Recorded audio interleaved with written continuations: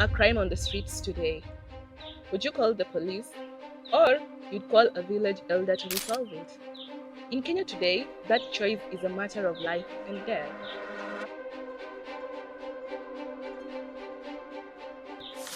Greetings, everybody. My name is Tuesday, and I'm your host at Health Diaries. And today, I am joined by incredible expertise. We want to discuss our campaign anchor, Not One More. We want to discuss and talk about how we can dismantle the culture of silence. Karibuni sana. Thank you so much. Yes. Thank you so much. Just introduce yourself and tell us what you do. My name is Felicity Moody's. I am an activist and I'm so excited to be in the room. Thank you. Hi everyone, my name is Marcy Odondo and I'm a human rights defender. Amazing. I'm so happy to see you today. And let me just dive in directly. Now to you, Marcy. The strategy highlights a 10% increase in femicide cases between 2022 and 2024.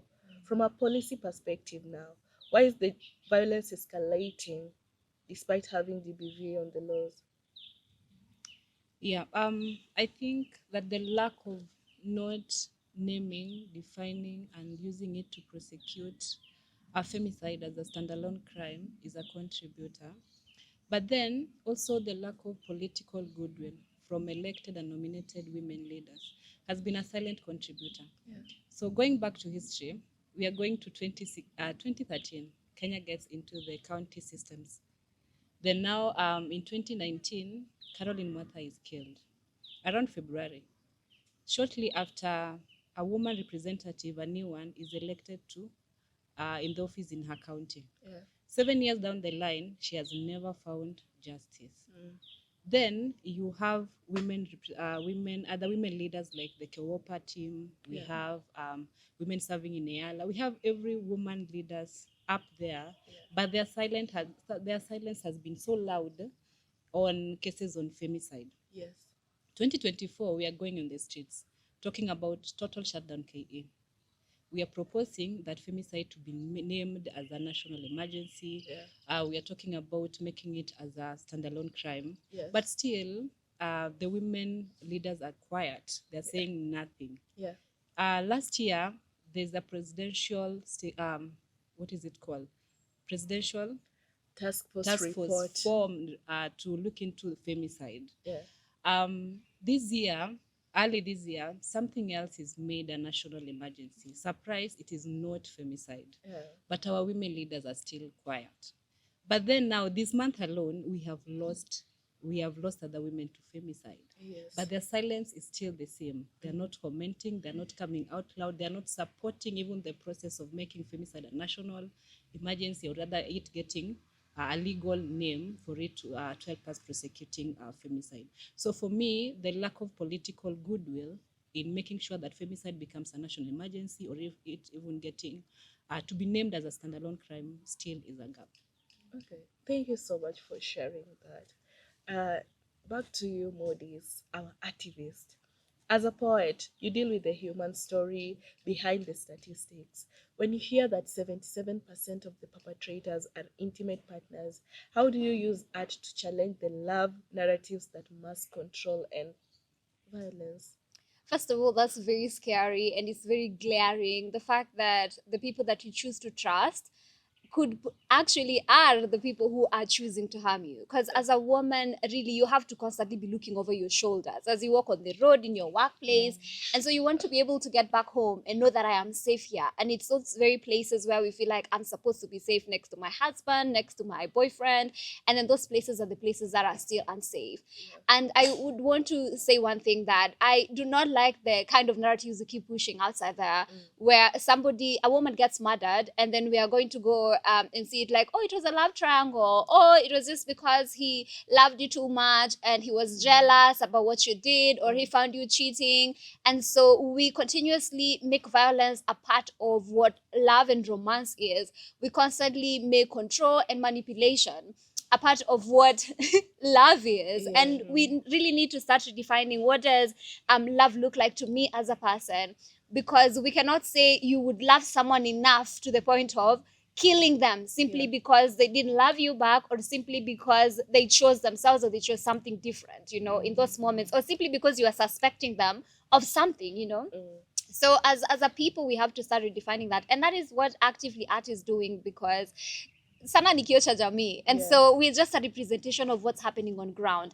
And one thing that I keep saying every single day is, these women, they're not just numbers, they're not statistics. This is somebody's mom, this is your sister, this is somebody's grandmother. This is a human being with dreams and visions and plans for her life. This is a taxpayer, this is a doctor, a teacher somewhere. And so every single time as we talk about issues around femicide, and as we're talking about statistics and numbers, you have to realize that these are not just, they're not just bodies, they are people.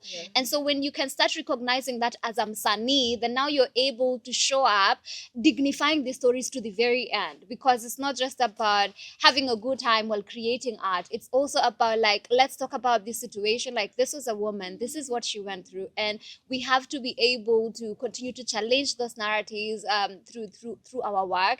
And I am honestly loving the space that artists are currently building, even with the same. So yeah, we just have to keep the conversation going, but really humanize the experiences, and not just, oh, it's 77% because of men, oh, we lost 195 women, or no, it's not about that. So yeah, that's it for me. Thank you so much. I'm really loving this conversation because, as you're saying, as an artist, kunafaa kuwa na hiyo, the point of you humanize, unaingiza the human dignity of the survivors and victims. Thank you so much. Our campaign slogan is "Not One More." In your respective fields, what is the single biggest barrier to making that slogan a reality today? I'll answer as fast, then you go. Okay, one, I organize spaces where we talk about women and protection of women, but also this also comes with accountability and the responsibility of leaders. That has also been a challenge, like I mentioned in my answer earlier. So you find that, like in my last conversation where we talk about the Kenya Annual Human Rights Debate, so we are calling them all the members of parliament from Kisumu County. Come sit down, let's get to understand how we can work ways forward on service delivery. All of them boycott. All of them don't show up. All of them don't communicate. All of them do nothing. So, like, I'm still going back to what I mentioned earlier. There's a lack of political goodwill that needs to support the fight for advocating for the rights of the victims of femicide in Kenya. So even as we're trying as human rights defenders, as artists, there is still a challenge and a gap on ways we can get the support, because there's something the women leaders can do. Coming together in collectives, in their positions, they can mention one thing, like they can come together and tell the president that, we need this to be made a national emergency issue. So what is still happening? They can still do something. So for us, that is a barrier. That's actually so true. And I think that I would like to just connect that to what I think is, as artists, we are going to start conversations and we work on evoking emotions to be able to pass messages across. Yes, you're going to be able to speak about the facts and situations on ground. But if you're being honest, as long as a situation is underfunded or not funded at all, there's not much we can do. Because yes, we're going to have these conversations and we're going to talk about all these things. And then the women now ask, then what next? Where do I go? Where do I get the help that I need? And then you realize you created the awareness, but there's nothing much you can do in terms of following up. So as you're talking about issues around femicide and gender and sexual just violence, we really need to also talk about issues around funding. And when you're talking about funding, we can't speak about all the support NGOs will give, all the support philanthropists will give. That comes in handy, but the government really has a huge role to play, because even right now, we don't have operational safe houses even here in Kisumu. How many times have you guys and have some of us actively been pushing for safe houses to actually exist? Because they're there, the one that's there, it's been under renovation for how long now? And money continuously is budgeted for that renovation to happen, but it actually never happens. So for that woman who's going to come to the show, or that young girl who's going to come to the show, and then they're experiencing abuse in their home, And so she's like, oh yeah, now I feel like I want to get out. But then where is she going to go back? Because now she has the knowledge, but she still has to go to that very husband who's abusive. So I think we really have to start having conversations around funding. And we really have to have serious conversations around funding and keep pushing, because the government has a huge role to play. Because even if we say, oh, femicide should be declared a national emergency, you can't say something is a national crisis and you're not actively budgeting for it. Then what are we doing here? What are we doing here? Like, really, really nothing. And again, on the political goodwill, I can't express how also enraged and also disappointed I am, because we were on the streets 2024, then 2025 as well. And then did you see the staggering numbers? Just the first 3 months of 2025, and it's just ridiculous, you know. And then the president wants to calm people down, because it was a tactic. You want to calm people down, and you're like, oh yeah, so I'm going to set up a task force to be able to, you know, go to you guys and listen to you, and let's discuss the state of, you know, gender-based violence and issues around femicide in your communities. And then the task force report was already out. It's been out for how long now? And still nothing has been done. And when Mercy was talking about something else being declared, like, okay, I understand, drug, big deal. Drugs and stuff, big deal.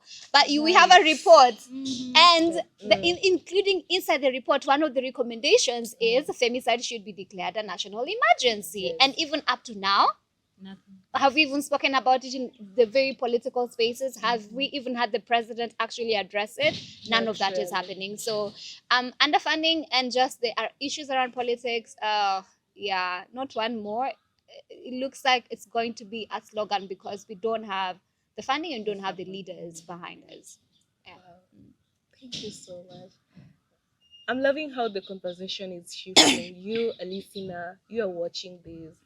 I really, really urge you to join in the collective power, so that we make them accountable and responsible, so that they start acting upon that task force report. Because easy see maneno ya papers do na showcase, like it's not a fashion showcase. So yeah, thank you so much. Let's talk about this. Let me ask you, Modis. The patriarchal norms are listed as a co-drivers, in the report.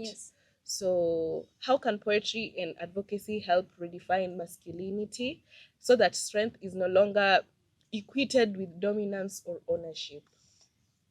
Patriarchy. The mother, the my elephant. gosh, he's just like, oh my god, patriarchy is insane. And I think it would be so important to also like break down that here. So we have a system over here. When in this system, there is somebody who's up here in the hierarchy, and there's somebody who's like way down there beneath. And this person who's up here is deemed to have the power, have more knowledge, have better decision making skills. Yes, exactly. Also have access and be deserving of every good thing, and be deserving of all the decision makings. And I think also it would be important to mention why feminism. You know, it was what women wanted: equal opportunities and rights in terms of education, healthcare, political participation, and you know, every single thing about life in general in the workspace. And so it's just a way of us coming to this place of saying we are tired of being not represented at all. And now we are in this space where we still feel underrepresented. And what we are saying is we just want to be able to be here as equal beings, because at the end of the day, regardless of your gender, every single person is a human being, deserving of dignity and deserving of the life they choose to have, however they want to define it. And so masculinity has always been used as the marking point of, oh yeah, when I say you do, when I say jump, you ask me how high.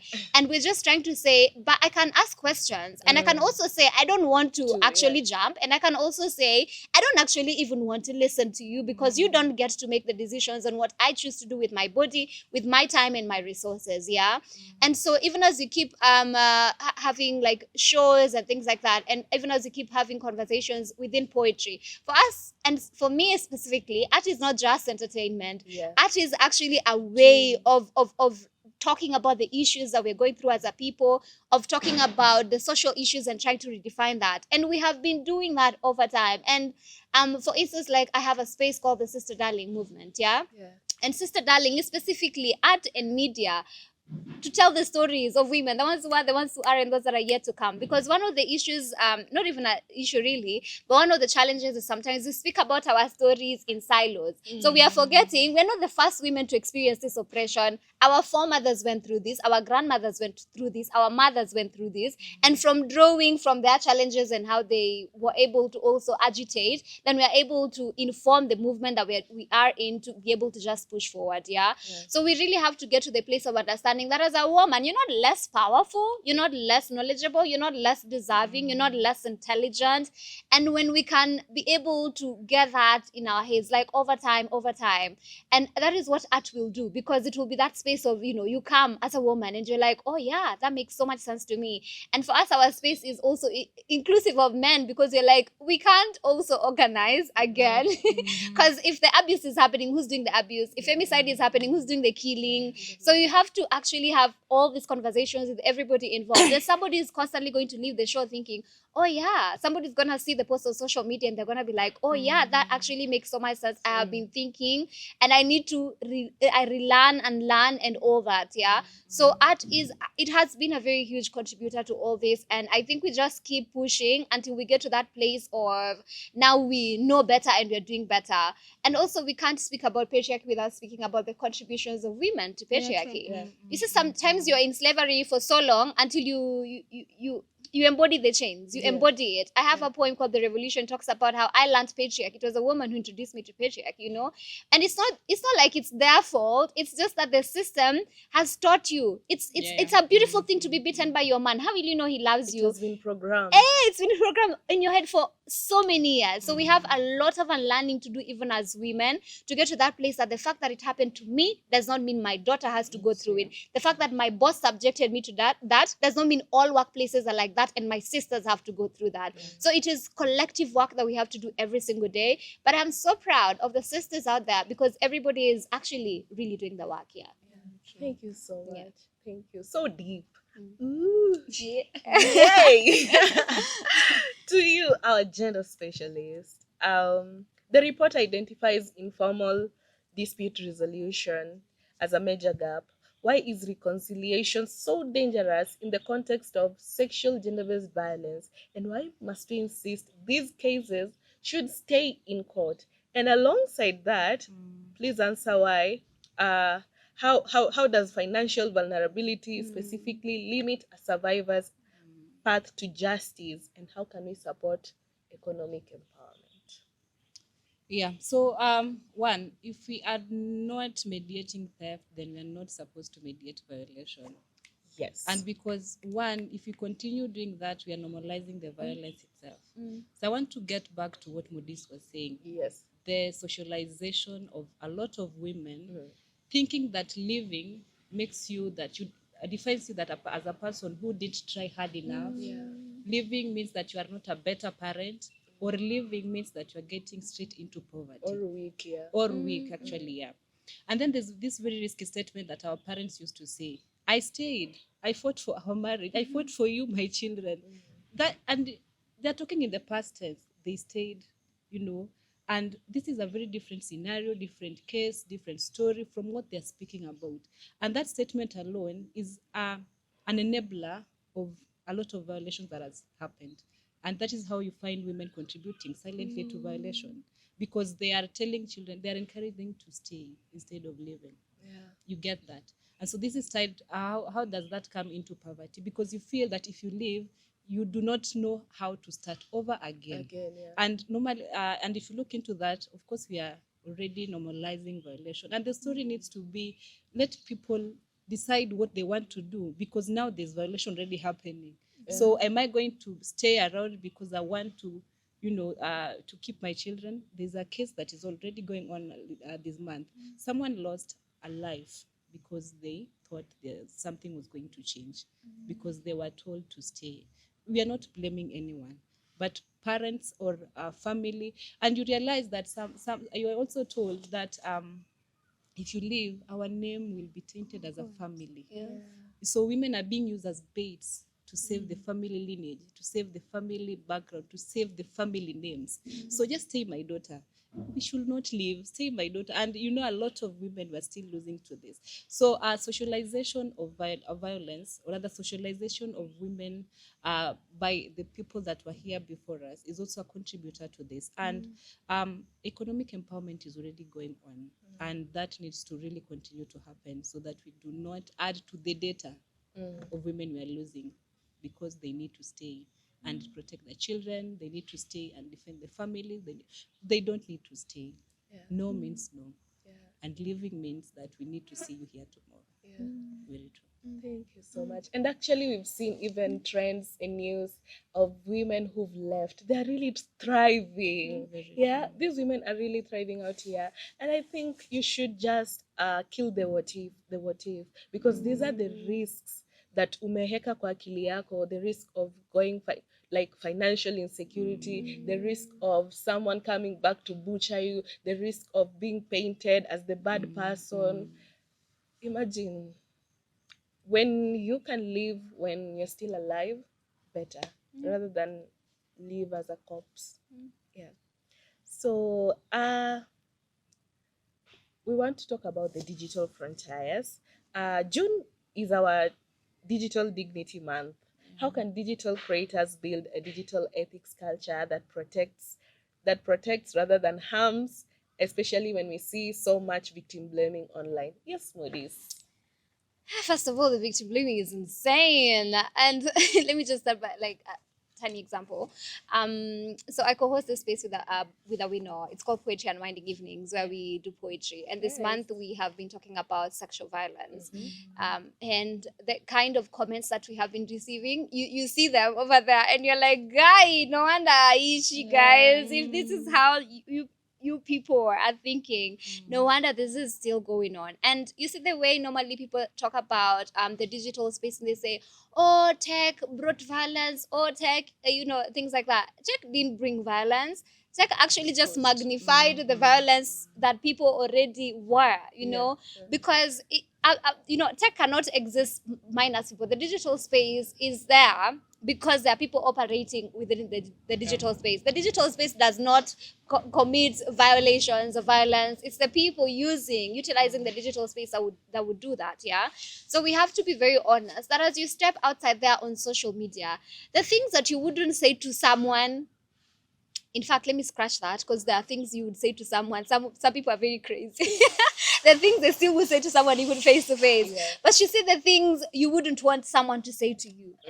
Imagine right now, I have just been raped. And then I go online to share that experience because I'm like, oh, this and this happened to me. And I just want to create that awareness so that this doesn't happen to another girl. And then the comments start streaming in. Kwanza tuambie ulikuwa umevaa nini? Kwanza mbona ulienda huko? Kwani msichana mbona unaenda kwa club, unajua ni usiku na unajua wanaume wanakuanga aje? And then you see that and you're like, my goodness, do you even have the courage to keep sharing, to keep doing that? And then you find that a lot of survivors actually do what? People die by suicide because of things like that. And then other times you find creators. And you saw this even recently. You're making fun of somebody who's violated women by taking videos of them without their consent, without them, and they are posted on Telegram, and this dude is making money and getting viewership from it, and you're going to make more content about that, and you think it's funny. It's not funny, because these women, and then you see, even after it's posted and people are calling that wanted to but like people are calling that out, then you still come over, then you say, but the women agreed to have sex, But then the fact that I agreed to have sex with you, remember, I have autonomy over my body. I can agree to have sex with you, but that doesn't mean I have agreed to be recorded. And even if I have agreed to be recorded, remember, that's all I've consented to. I didn't agree for you to take my video and put it up online. Yeah, so we have to really even start having more conversations around consent, because you think people understand this, and people actually don't, because some people think, just keep pushing harder, just do it, kwani ni nini, you're still gonna be able to get the viewership at the end of the day. So content creators have to be very careful, because people are watching you and you're shaping things. The digital space, just like art, shape narratives very much. So if you're going to go online and start victim blaming, you're going to go online, leave leave that mean comment on someone's post. You're going to go online and you're the person who's continuously driving the narrative, and then you're going to come here and say, not all creators, not all men. You see that whole hashtag of people saying that. But it is you're continuously normalizing this. So we have to be very conscious of the digital space, and you're shaping narratives. Man, you have this viewership, you have this followership. You'd rather use it for something good, because at the end of the day, I say this: if a woman gets murdered today because of her gender, tomorrow it could be me. I am her, she is me. So the moment you continuously are not conscious of that, you are continuously posting, you're continuously victim blaming, you're continuously making fun of it. Remember, it can be you tomorrow. Because the thing is, the monster, patriarchy haibagui, patriarchy doesn't have favorites. Patriarchy doesn't. It's gonna come for you, and it's not gonna be pretty when it does. So instead of waiting for it to come for you while supporting it when it comes to other women, dismantle it, and you start by that one conscious post, that one conscious support post, that one conscious calling out some stupid comments. It starts by that, and then we are continuously changing the narrative. So digital creators, we have a huge role to play in how we shape things. Yeah. And especially how when you're on the big influencers, at least siku moja, like here you're an influencer for a drink, for an alcohol, for a brand, but in your days, in your other pages, at least talk about something, because you have the number. You can plug it by doing the conversation. There are creative ways you can do that. So do something about it. Thank you so much, Modis. To you, Mercy, a key recommendation is the creation of a national data observatory. How does the current data filter or the fragmentation make it harder to protect women aged between 30 to 44 who are most?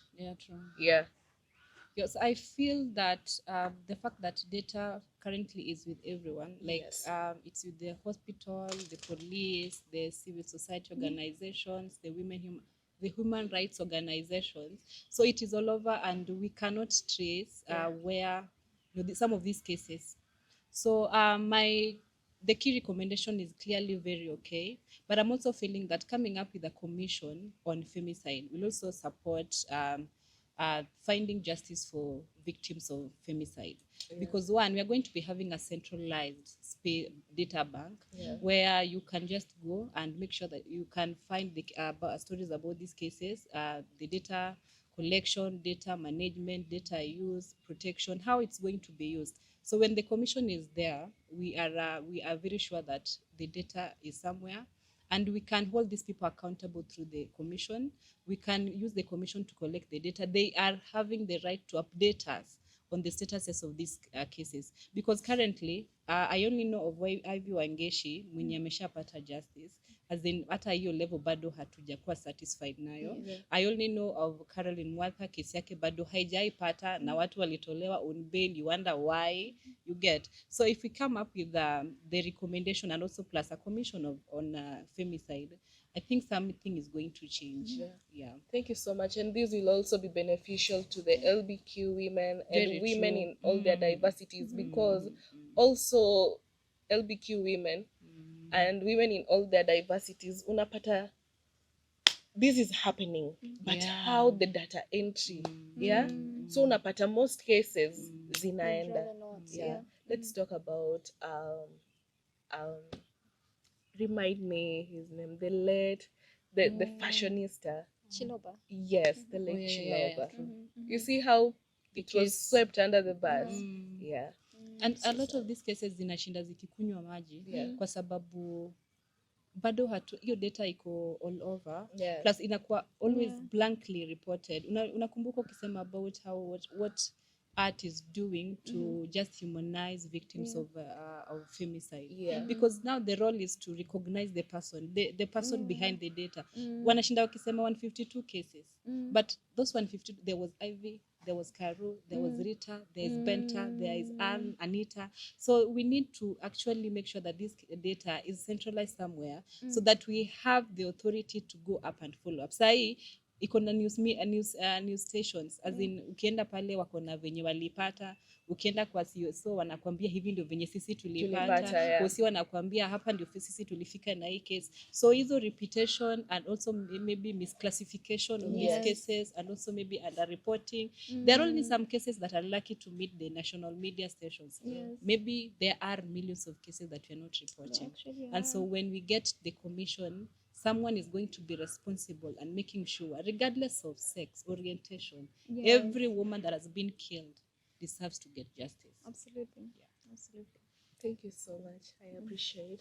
Parting shot to the audience, the final words. You, as an activist, for the survivors listening who feel silenced by tradition, what word of hope would you tell them, or do you have for them? You, as an activist.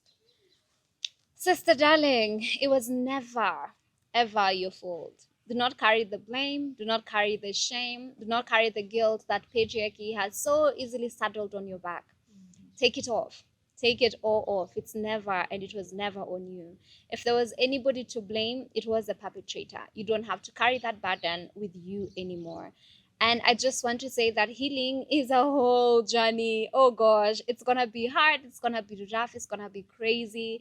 But guess what? If you just surround yourself with community, you surround yourself with support, you continuously affirm to your soul, you continuously remind yourself that you're deserving of being here. At the end of the day, you get on the other side healing, healed, whole, and well. But remember this, it was never, ever your fault. Thank you so much. Now, updating to you, the campaign runs for 12 months because 16 days is not enough. Yeah? How can listeners hold local leaders accountable for GBV budgets and safe houses year round? Yes, so like I mentioned, and I'm glad Moody's is also organizing a space. Like I mentioned, I organized the Kenya Annual Human Rights Debate every year, and I told you what came out. They didn't show up, and they didn't even were not accountable. And so we are not going to give up because we also have the Say Their Names campaign. Yes. We also have the Black Valentine Yeah. that comes up every year. And so we're not going to stop. So mine is to encourage victims of femicide that we are here to make sure that the law does not or will not never protect the perpetrator and will never be exposing the victim. The law will work so that every victim of femicide gets justice. The law will work, and we are here to make sure that that law will work. Yeah.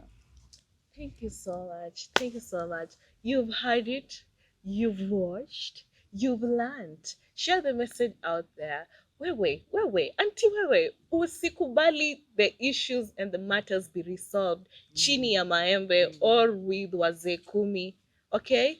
You've heard, and the mantra is name it, define it, report it, so that it can be prosecuted because you deserve justice. That was us for today. I am Tuesday, your host. Stay tuned for the next amazing conversation. Bye bye.